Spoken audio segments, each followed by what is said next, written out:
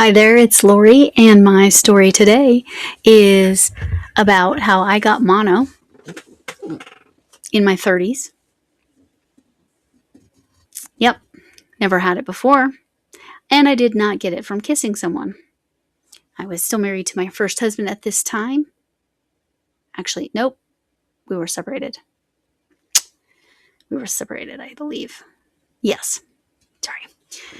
Either way, I didn't get it from kissing anyone. So here's what happened. A student offered me oh, you should try this drink. I think it was from Starbucks. This was in 2006. Yeah, 2006. Yeah, I think. Might have been 2007, but I think it was 2006. Either way, we're not talking yesterday. We're talking 20 years ago. Yes, I know I'm only 29, but still. Anyway, so what happened was I was like, oh, sure. What I did know this student was in theater. I didn't know that almost everyone in the musical cast had mono. And that person was one of them. And I didn't know. They didn't know at the time, so. But I never took a drink of any student's drink again. I don't think I've taken a drink of anybody else's drink except my husband's. Possibly again. And then I went to the doctor. Well, I was in my mining class, which I've talked about my mining class, but I think I should talk about that some more sometime because it was funny. It was a great time. It was a great class. So that had to have been 2000. No, it still could have been 2006. Yeah. I think it was summer of 2006. But the mono I got right at the end of the year because that's when the musical is at high schools here in the United States, or at least in Colorado. Most schools' musicals are in the spring. So I'm in this mining class and I literally have to attend because it's a graded class. And so I was like, every day after class, normally class was 8 to noon. And then whatever. So, and then I would go home and I would sleep. And so finally I get to the doctor. And my doctor was out of town because every time I was sick back then, every time my doctor was always out of town. And the doctor I got was kind of an eggplant. And he said, no, you can't possibly have mono. 95% of all people have mono by the time they're 25. That leaves 5%, you ding dong. I was one of the 5% because I'm always special and not normal. Because I'm lucky. But because I'm cool that way. No. Anyway. So, yep. That's how I got mono. So, don't ever share drinks unless you know the person is mono free. And definitely don't take a drink from a high school student. What was I thinking? All right. It was just, like I said, I think it was Starbucks. All right. So my tacklet, which is another Yarn Shannon's concept. My tacklet this week is very different because it has been very focused on either crafts or yarn stuff or finishing things or whatever. I got to get stuff mailed out. I did get stuff mailed out. Please, if you were one of my winners, so Linda's Crochet Channel, Kitty Lane already let me know. Create and Relate, she already let me know she got hers. Grammy Rita and Chris Kaleidoscope. If you could let me know that you can comment or message me or email me or whatever. Just let me know that you got your package. So anyway, so I got those sent out. But here's things I need to get sent out. This needs to go to Diana D. Loves Yarn. This needs to go to, this was the first one I did. Second pickle, but first support pickle. This is a chenille yarn. This one's very soft and squishy and huggable. we didn't do a face on this one. This is for Jen's Hobby Nook Double N Jen. And this hasn't been out of plastic in quite a while. I'm just going to show it again for anybody that might not have seen it. It's so beautiful. I hope you can see the trees.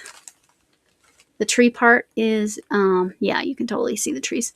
In pictures, they don't show up at all. There are 2 trees on each side. The trees portion of this blanket, this is a baby blanket, it's just kind of large. The trees portion is a fiber spider pattern. It's called Tessellated Forest. I did not make the upside down tree there because that's not what I was going for. So, and then this little section here is just vintage chunky 1 hour scarf. I think that's that text pattern. And this is Kame, Kame. I don't know. It's all capital letters and periods between. Crochet. It is the textured crochet along. You can get it through Ravelry. I'm not going to link all of these. I've linked this before. You can go find this blanket. But I'm so glad that on video you can actually see those trees. In pictures you cannot. So I need to get that sent out. That's been washed and in plastic and heat treated since, well, for a while. I just haven't mailed it out because I wanted to wait until the moth problem was for sure gone. But let me get that put in there again. Okay, and then one more, but I can't send this one out. So maybe my other part of the tacklet is make another one where you can actually see the butterfly. This is, do I have it the right? No. No, that was right. IVB Creates. It's her fillet butterfly. I'm going to use a solid yarn so you can actually see the butterfly. It needs, nope, that's the back side. There you go. You lose a lot of the wings, unfortunately. I don't even know.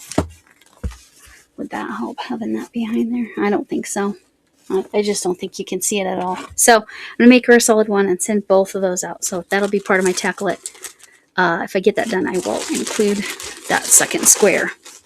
And that is it right now, I think. So in July, I will do my members quarterly giveaway. It will not be yarn, simply because I'm still nervous about sending yarn. These are they will go in the dryer before I put them in plastic and send them off. So that's part of their project. The chenille one, the one for Jen's Hobby Nook. And now I need to make a pickle for Jennifer Redgate. But this one has been done for a while, but it's been through the dryer, but I'll put it through the dryer again. And then this, and then IVB Creates. And like I said, I need to make another square before I do that. That should have been sent a long time ago, but we can blame the moths.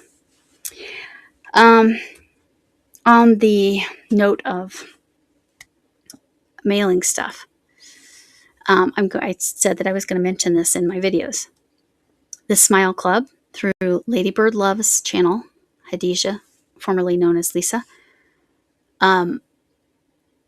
The couple in need they found out they were pregnant. They had been planning. This was not planned. So they are in need of help. They went for their ultrasound to find out the gender. And they are having a boy and a girl. So, not only were they needing support in having one baby, now they're having 2 babies and different genders. So, if you are interested in helping, I will link the Smile Club below. I will post about the Smile Club. You do need to email Ladybird Loves Hadijah.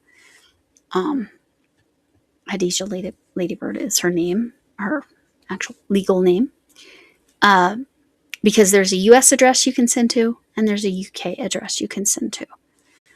You don't have to make items, but you can. But she needs to know that you're making items so they know when to hold on to these packages. because they want to get them sent out. I already sent my handmade items. They have received enough blankets. Thankfully for the two, there were lots of blankets, so they're good there, but they need all the other things. One thing I did already was I went to Goodwill, found a bunch of 100% cotton onesies because they live in Egypt. So it needs to be 100% cotton for clothing.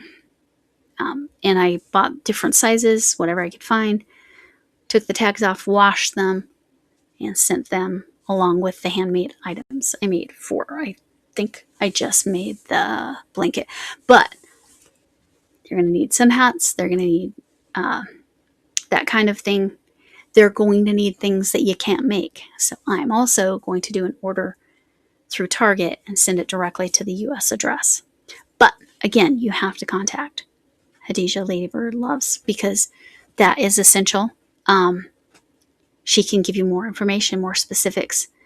I'm going to put a note because I forgot to put a note in the first one to the couple. She can tell you their names. I'm going to put a note in the one from Target because they have that option, and then I can just direct ship and not worry about it. But I'm thinking about sending like cloth diapers. I know she's using disposables initially, but I don't know, that takes up a lot of packaging space.